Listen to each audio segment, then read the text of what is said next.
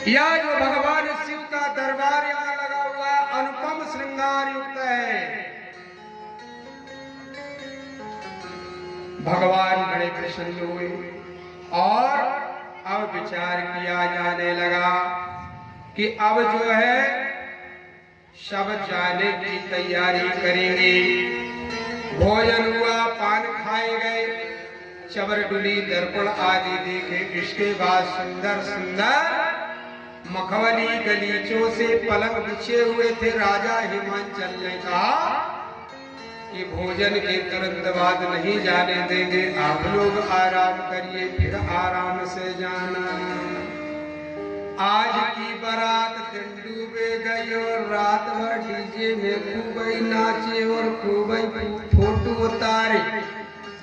भावर को मुहूर्त कहाँ है कोई यथा पता नहीं, नाच लो और फोटो उतार लो, खूब होगा ब्याह। पंडित जी जब मड़वा के नीचे बैठे तो कहने लगे गुरु जी जितने जल्दी बन सके तो काम निपटा दो, क्योंकि सकारे बसवारो भगन बारो।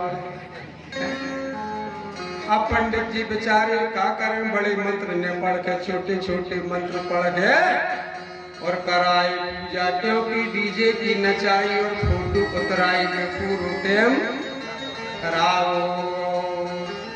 और फिर फोटो भी सुधवान करवा लें तो अभी कह रहे कि नहीं सीधे उतर नहीं ऐसे करो, तनक नोसो करो, तनक नाक कहाँ पकड़ो, तनक कान कहाँ पकड़ो, तनक तुम पकड़ो, तनक हम पकड़ो। बहुत मजा आया, एक नंबर शादी हुई। जब फोटो उतरी ने पूजा से मतलब या मंत्र से मतलब या फोटो भर उतर जाता है ना। तो हम ज्यादा ब्याह कराने से जाने कोई जबराई नहीं चुमानो, कोई पटेल ज्यादा ही प्रेम नहीं है तो वो जाना फिर सिस्टम से कि गुरु जी है बारात में तो सिस्टम जब प्यारे आराम हो रहे हैं।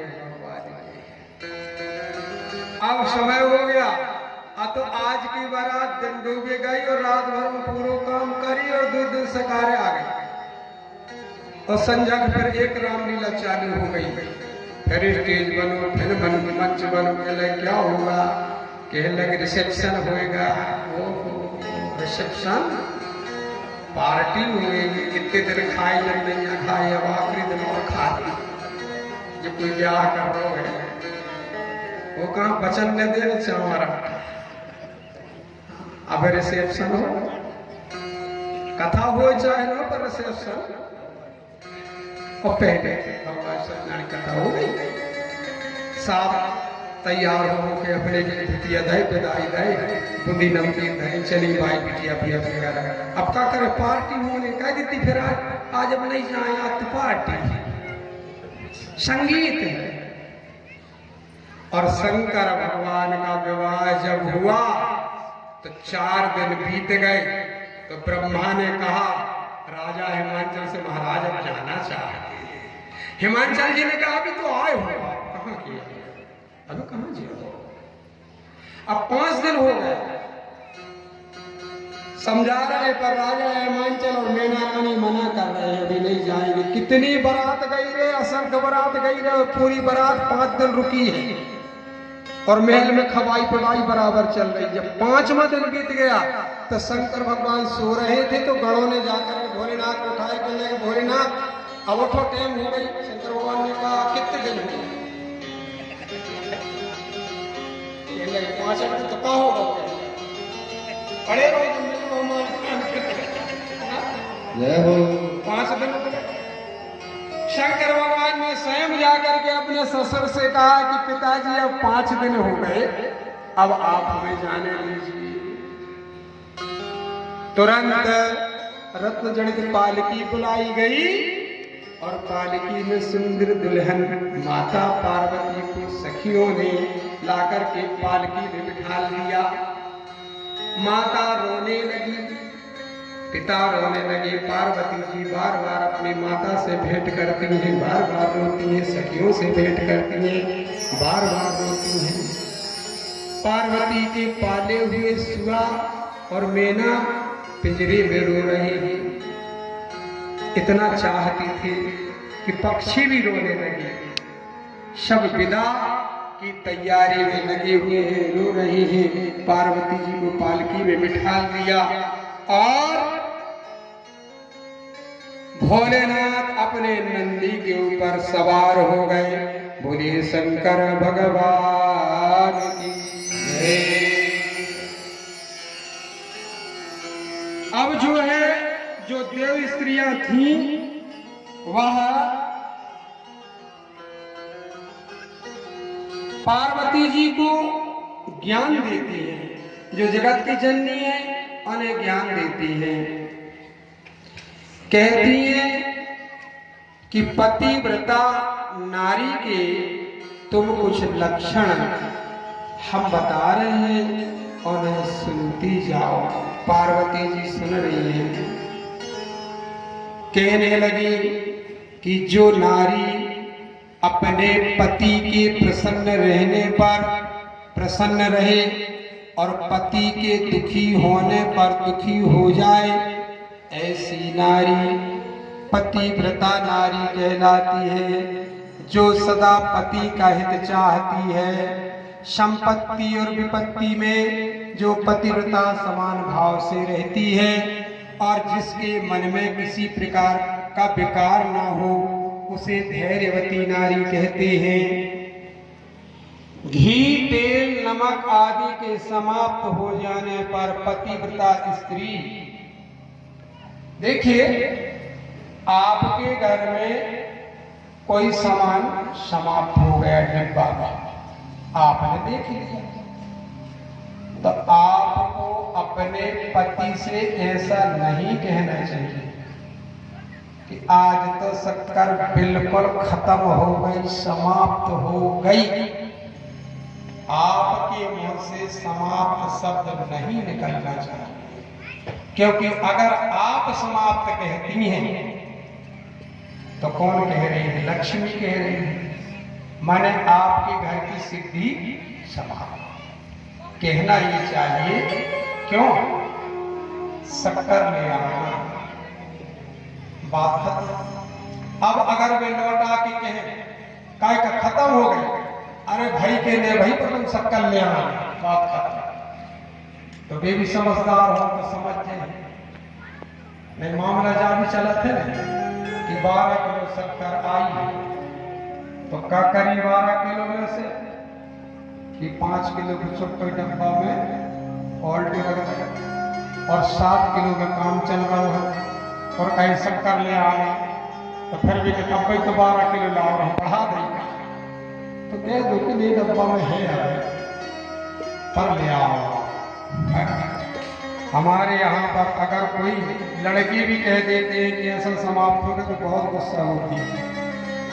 कहते हैं कि पतिव्रता स्त्री के मुंह से ये शब्द नहीं होना चाहिए कि फलानी चीज समाप्त हो गई, समाप्त हो गई कहकर के अपने पति को कष्ट न दे। पार्वती जी को समझा रहे देवियां, पतिव्रता के लिए ब्रह्मा विष्णु तथा शिव से भी अपना पति अधिक माना गया है। तो हे पार्वती, तुम्हारा तो पति ही शिव है। बोलो शंकर भगवान की। पति की आज्ञा का उल्लंघन करके जो स्त्री व्रत उपवास करती है, काय हम 16 सोमवार कर लेगा, अरे काहे पिला रहे, अरे काहे परेशान हो रहे, नहीं करनी है ये तुम तेजी हो रहे बताओ, 16 सोमवार के हो रहे काहे मतलब, अरे घर दे गुरु से ही चले का प्लान में होता है। अगर पति ने कह दिया कि मत करो तो फिर नहीं करने की आवश्यकता है, क्योंकि तुम्हारे देवता ने तुमको मना कर दिया। और जो नारी अपने पति की बात को ना मान करके और जबरदस्ती उपवास और व्रत करती है, तो शिव पुराण लिखता है कि वह अपने पति की आयु को घटाती है और मरने पर नरक को जाती है।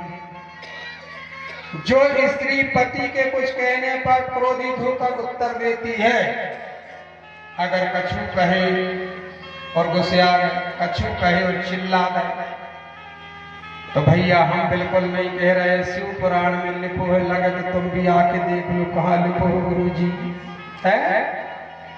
जो स्त्री पति के कुछ कहने पर गुस्सा होकर के जवाब देती, उत्तर देती है, वह अगले जन्म में गांव में कुतिया बनती है और जंगल में सियारन बनती है, जो रात को फे फे फे फे करती है।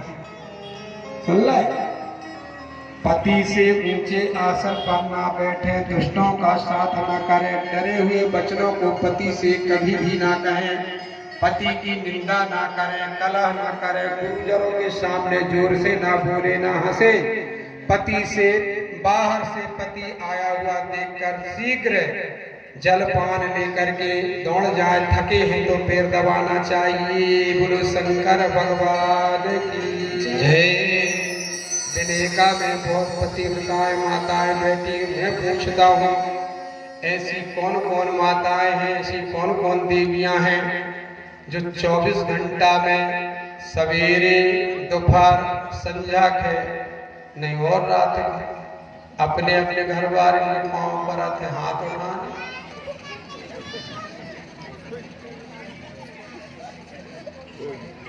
अपने पति के 24 घंटा में एक बार जरूर पैर पड़े, ऐसा शिव पुराण में लिखा है। क्योंकि पति तुम्हारा परमेश्वर है, तो अगले पुराण में फिर हाथ उठना चाहिए। अब नहीं परे तो नहीं परे हैं?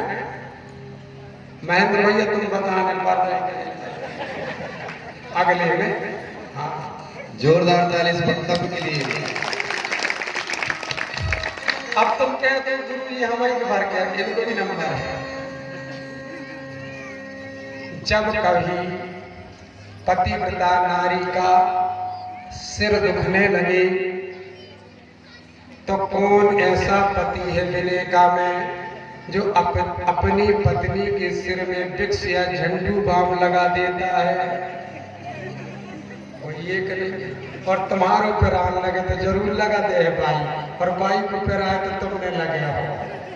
हाँ, लगाना पड़ेगा। अब हमारे कि हम पीठ में दर्द हो रहा हो तो मेरे को कैसे करें? कह लगा दो झंडू बाम, मेरे को भी लगा दे नीरज सुन ली तो में हम लगा दे, मेरे को मैं ही लगाऊं जब दर्द बैठे। बोलो शंकर भगवान की। अब ये पुराण में लिखा है और पार्वती को समझा रहे हैं, कहते महाराज जो दुर्बुद्धि स्त्री अपने पति को छोड़ करके और पराये पुरुष को चाहती है, वह दूसरे जन्म में खोखले में रहने वाली उल्लू होती है।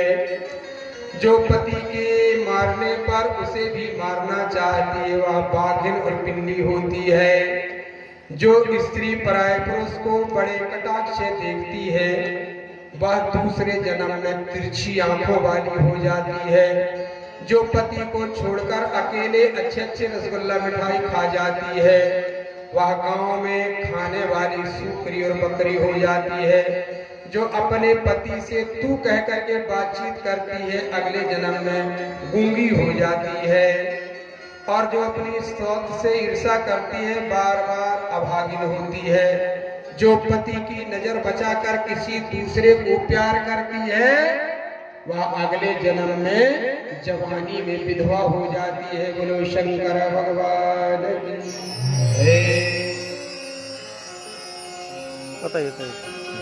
इस प्रकार जो है बहुत ज्यादा बताया है पतिव्रत धर्म को। तो इसी के ऊपर जैसे शिव पुराण में कहा कि पति ने अगर एक चांटा मारा तो पत्नी ने भी 2 जड़ दिए गाल में, ऐसा भी होता है। एक बाई जो वो रोज सुंदरकांड का पाठ करती थी, तो सुंदरकांड का पाठ उसका चल रहा है, इतने में आ गए पतिदेव। पतिदेव ने कहा काय होगा पाठ, कहले तुम्हारी आंखी में नहीं देखा है पाठ चल रहा। जावी तो कह सकते कि हाँ थोड़ी रुक जाओ, का तुम्हारी आंखी में नहीं देखा है पाठ चल रहा। का चाय बना दे, अब नहीं बनाऊंगा, अब सुंदरकांड को पाठ चल रहा है। अब का करें बेचारे, खुद ही जाके जलाई गए, दूध डारे शक्कर पत्ती बन गई चाय। जब चाय बन गई तो काय कहने लगे मुरला नहीं बनाया आपका, तनक से मुरला नहीं बना लेते। कहने लगे थे तो पाठ करती और सुनते जाए, अपनी आदत सुधार ले, ते पाठ कर चाहे कछु कर, मुल्ला कम से कम चाह तो बना दे करे, उन्हें एक आध देना फिर मैं दाओ। कहने लगे तुम बैठो पहले पाठ सुनो, पाठ का कहते हैं। पतिदेव बैठ गए, हाथ जोड़ के बाई करने लगी पाठ, और पाठ में कोई लाइन बोली जो लागू रहे, दूसरी नहीं बोली। सुंदरकांड कहले सुन लो पाठ, हनुमान जी कह रहे हैं कि जब पाठ के सुना।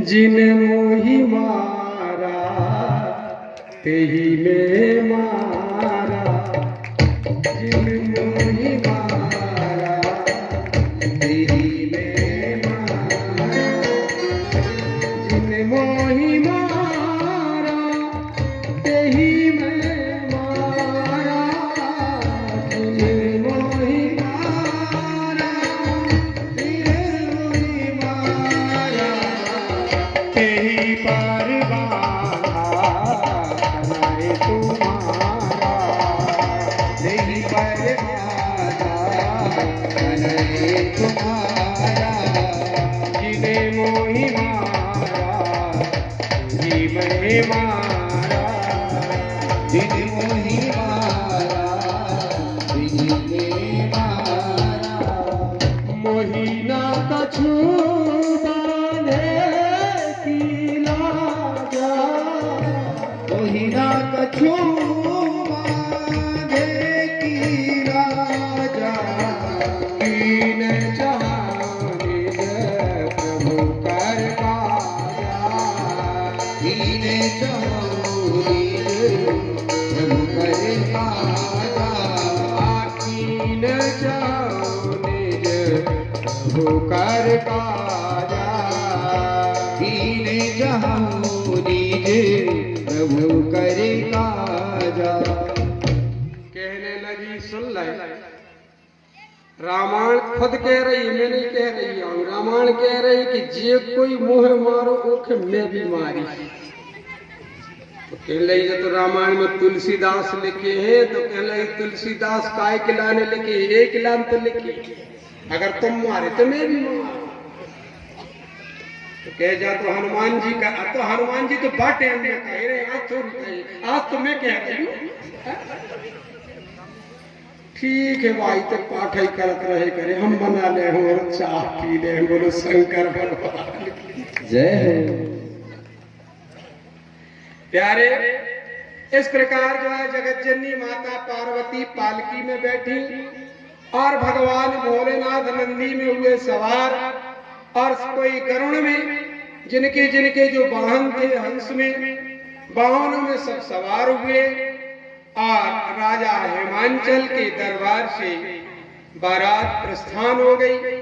राजा हिमांचल ने बीच बीच में जलपान की व्यवस्था करवाई थी, क्योंकि पहले के समय पर वाहन से बारात नहीं जाती थी, यही वाहनों से बारात जाती थी, बैल से, घोड़े से, बैलगाड़ी से, रथों से। तो गली गली में राजा हिमांचल ने ठहरने की व्यवस्था की थी। इस प्रकार गली गली में भोजन जलपान करते हुए और बारात जो है भगवान शिव भोलेनाथ की कैलाश पहुंची। बोले शंकर भगवान की बारात कैलाश जब पहुंची तो कैलाश में भी बहुत उत्सव मनाया गया, और भगवान भोलेनाथ ने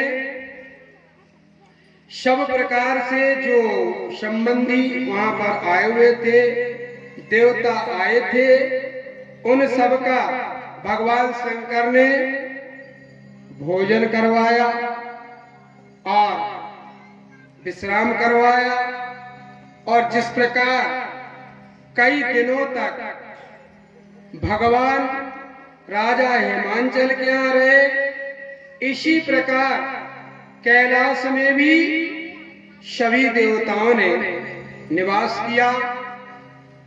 और एक दिन भगवान शंकर ने जितने भी लक्ष्मी, सरस्वती, ब्रह्माणी आदि आदि जितने भी आए हुए थे, सबकी विदाई का जब समय आया तो विदाई में भगवान ने सबको वस्त्र और दक्षिणा यानी सोने की मुद्रिकाएं दे करके, भगवान शंकर भी नियम को जानते हैं, भगवान शंकर ने सबकी विदा की। और विदा करने के बाद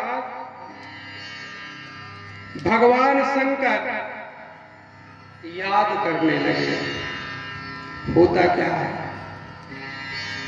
कि जिसकी पहली पत्नी दुनिया से चली जाए और उसके बाद फिर दूसरी शादी भी हो, परंतु उस पति को उस समय पर दूसरी पत्नी के आने पर, उस समय पर उस सच्चे पति को अपने उस पत्नी की याद बार बार, भगवान शंकर को बार बार सती की याद आती है। पार्वती जी समझ जाती है कि भोलेनाथ हमारी जो पहले थी उसको याद करके दुखी है। तो पार्वती समझाती है, हे प्राण प्रिय, आप बिल्कुल शोक न करें, वही सती मैं उमा पार्वती बनकर आपके पास आई। अब शंकर भगवान ने गंगा से कह दिया था, हे गंगा, अभी मेरी सती दुनिया से चली गई और तू कहती है कि आप मुझे अपनी पत्नी बना लो, तो मैं कैसे बना लूं? तो हुआ क्या कि राजा बलि ने यज्ञ किया। यज्ञ में गुरु शुक्राचार्य थे, तो भगवान ने वामन रूप धारण करके और राजा बलि के यज्ञ में पहुंचे भगवान, और भगवान का स्वागत किया, सत्कार किया, पूजन किया। और राजा बलि ने पूछा कि महाराज आपका आगमन कैसे हुआ है? भगवान ने कहा कि हे राजन, मुझे 3 पग भूमि की आवश्यकता है, इसलिए मैंने सुना है कि आप बड़े दानी हैं। शुक्राचार्य ने कहा, देखो राजा, ये छलिया है, तुमसे हक हुआ के और बहुत ज्यादा जमीन ले सकते, इसलिए तुम मना करते हो। राजा बलि ने कहा, महाराज, मेरा जीवन बीत गया दान करते करते, किसी ने मुझसे कुछ मांगा है, मैंने कभी मना किया नहीं है, इसलिए मैं अवश्य दूंगा। राजा बलि ने कह दिया, प्रभु मैं दूंगा। जिस समय पर यह भूमि दान का संकल्प होने लगा तो जो जल की धार गिर रही थी उस टोटी में जाकर के शुक्राचार्य अड़ गए, और जैसे ही सीख उसमें चलाई तो इनकी एक आंख फूट गई। कहने का मतलब, कोई व्यक्ति दान कर रहा है तो हमें ये नहीं कहना चाहिए कि ये गोला पूरा क्यों दे रहे हैं, इसको फोड़ के आधा दे दो, ऐसा नहीं कहना चाहिए। जो जिसकी इच्छा में आ रहा दे रहा है, उसमें अटैक करने की आवश्यकता नहीं है। जो व्यक्ति अगर उसमें कम करने की सलाह देता है या मत दो कहता है तो उसकी एक आंख फूटती है, जैसे शुक्राचार्य की फूट गई। अपन तो मना करने नहीं, जो देने दे। अब शुक्राचार्य को हो गए शांति, भाई अब चला पड़ा है, अगर फिर से रोके दूसरी भी गई। आप भगवान ने कहा मुझे 3 पग भूमि चाहिए, तो राजा बलि ने कहा, महाराज नाप लो, मैं तो 1000 एकड़ दे सकता हूँ, आपको क्या कमी है, पूरा राज है। भगवान ने नापा, एक पग में एक लोक और दूसरे पग में ब्रह्मलोक। अब जैसे ही ब्रह्मलोक भगवान का चरण पहुंचा तो ब्रह्मा जी आश्चर्यचकित हो गए, आज तो भगवान का चरण मेरे यहां आ गया। तो ब्रह्मा जी ने अपने कमंडल में भगवान का चरण धोया, चरण धोया और कमंडल में रख लिया। उसी कमंडल में गंगा जी प्रकट हो गई। बोलो गंगा मैया की जय। ब्रह्मा ने कहा, हे गंगे, तुम मेरे कमंडल से कहां जाना चाहती हो? गंगा ने कहा कि हे ब्रह्मदेव, सती के मरने के बाद मैंने भगवान शंकर से प्रार्थना किया था कि आप मुझे पत्नी बना लो और मुझे अपने बाजू में बिठा लो। तो शंकर भगवान ने मुझे कहा था कि मैं तुम्हें पत्नी नहीं बनाऊंगा और मैं तुम्हें बाजू में नहीं बिठा लूंगा, बल्कि एक दिन ऐसा मौका आएगा कि तुम्हें मैं अपने सिर में बिठा लूंगा। तो हे ब्रह्मदेव, मैं शंकर भगवान के यहाँ जाना चाहता। तो गंगा जी वहां से चली गई शंकर भगवान के हाथ। शंकर भगवान ने कहा, आ गई? तो आ जाओ, बैठ जाओ, हम तो कह ही गए। तो शंकर भगवान के सिर में गंगा जी विराजमान हो गई, इसलिए भगवान शंकर को गंगाधारी कहते हैं। और गंगा जी का नाम वहां जाने पर बदल गया, जटा शंकरी हो गया। बोलिए जटा शंकरी मैया की जय। अब 2 चरण तो नप गए, अब तीसरी की बारी आई।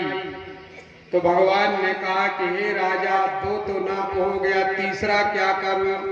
तो राजा बलि ने कहा, प्रभु 2 ही चरण में आपने सब कुछ नाप लिया, तो एक काम करिए कि तीसरा चरण मेरे सिर में रख दीजिए, शरीर ही को नाप लीजिए। ये भी भक्त की महानता है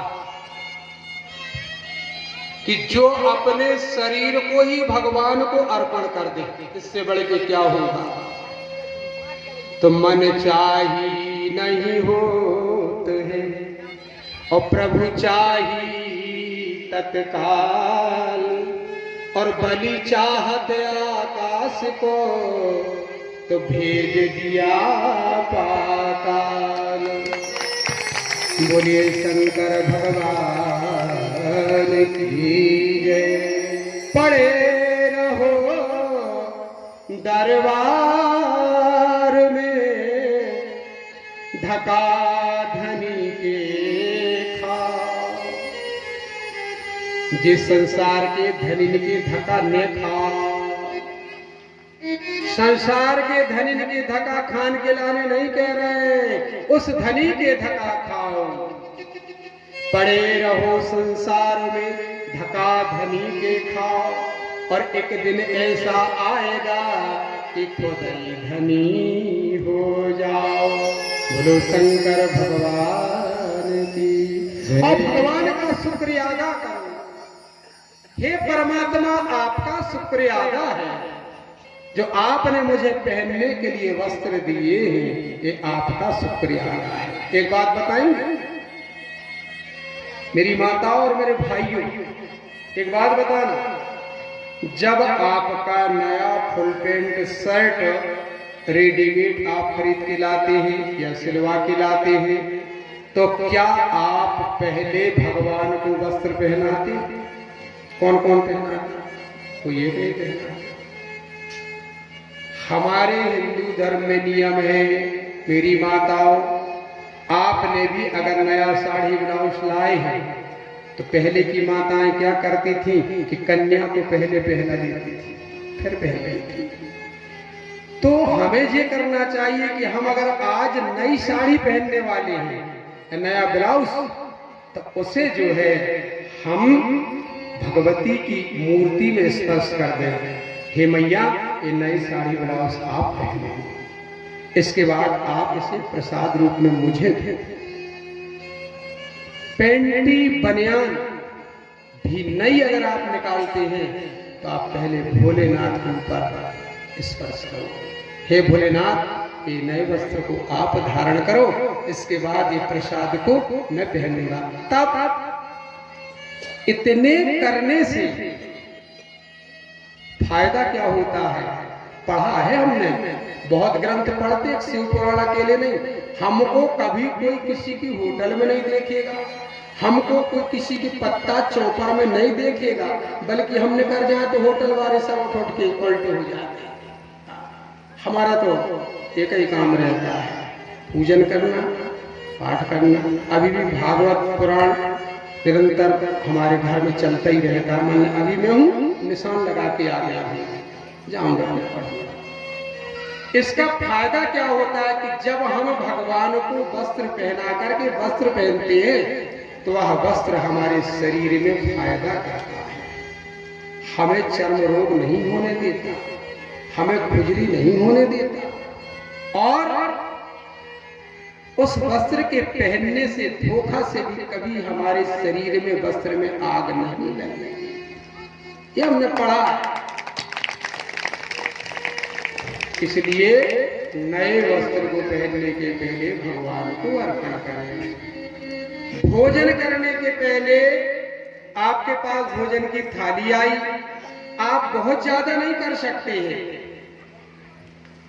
तो जल घुमा दे एक बार, और मंत्र नहीं बनते हैं तो ना बने, आप कह दें कि हे भगवान, हे भोलेनाथ, हे भगवती, आपका बहुत बहुत धन्यवाद है, आपका बहुत बहुत शुक्र है।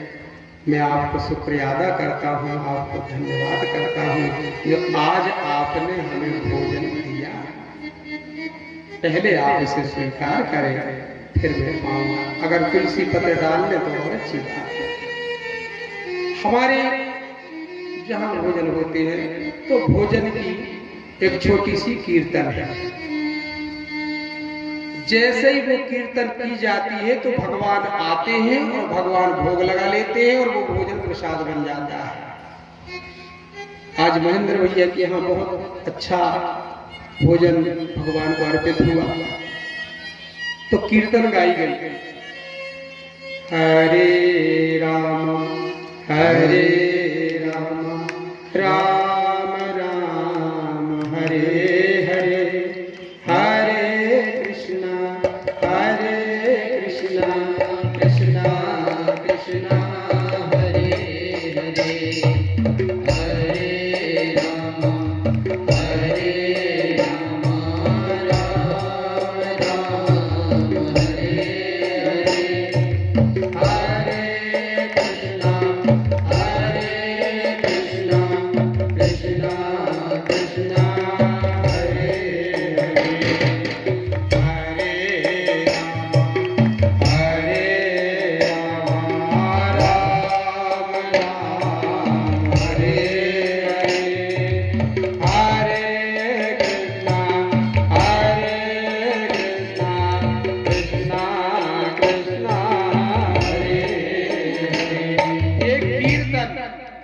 भोजन की थाली आने के बाद की जाती है।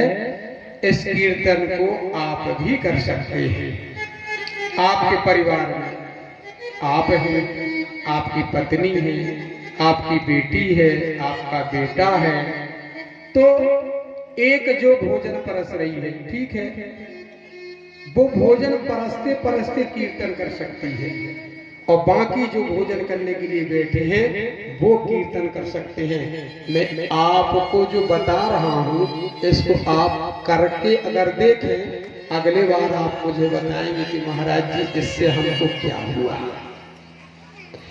कीर्तन करके जो आप भोजन करेंगे, जो आपके घर में थोड़ी थोड़ी में झगड़ा होता है, थोड़ी थोड़ी में अशांति होती है, ये समाप्त हो जाए, क्योंकि आपका भोजन भगवान की कीर्तन से शांत और सात्विक हो जाएगा, और नहीं तो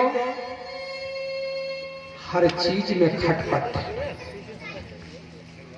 खेत में गेहूं बोया गया तो ट्रैक्टर से खटपट खटपट खटपट हो गया, कटा तो हार्वेस्टर से खटपट खटपट कट के आ गया। अब सूपा में भी नहीं सुधारा गया, वो भी पंखा से उड़ाया गया तो खटपट खटपट खटपट। चक्की में पिसने के लिए गया तो वहां भी खटपट खटपट खटपट। वहां से आया तो मड़ा तो यहाँ भी रोटी बनाने वाली मशीन में खटपट खटपट। चूल्हा जो जलाया गया वो भी चटपट खटपट खटपट। अब गुस्सा ही गुस्सा में पूड़ी बन गई, हर जगह खटपट हर जगह खटपट। तो खटपट वाले भोजन को खाए तो दिमाग भी हो गया खटपट। तो ऐसे भोजन के लिए कीर्तन आप गाएंगे तो आपका भोजन बहुत सही रह जाएगा। मेरी माताएं जो बहुत ज्यादा उम्र की यहाँ बैठी होंगी उनको मालूम है कि वो 4 बजे रात को उठती थी और 1 कूड़े गेहूं निकाल लेती थी और 2 पाट की चकिया होती थी। तो उस चकिया में ब्रह्म मुहूर्त में देवरानी जिठानी बैठ करके उसको पीसती थी और वो दादरे गाती थी, भगवान के भजन गाती थी सवेरे सवेरे। और भजन गा करके आटा पीसती थी तो वो आटा पावरफुल हो जाता था। और आज का आटा चक्की से खटपट खटपट खटपट लड़ाई वाला हो गया। और जब भोजन भी बनता था तो गाना गा गा के बनता था। आजकल कहाँ गाना गा के बन रहा है, आजकल तो बफर बनान मारे आ गए। मिस्त्री आओ मिस्त्री, वे बाई को जन कहाँ से आई है जो कुड़ी दे रही है, कोई पता ही नहीं है। गाना गाने की कोई फुर्सत ही नहीं। तो कम से कम थाली आने के बाद तो आप कीर्तन कर लें। कीर्तन करने से आपका भोजन पवित्र हो जाएगा। बोलिए शंकर भगवान की जय। इस प्रकार जो है भगवती माता कैलाश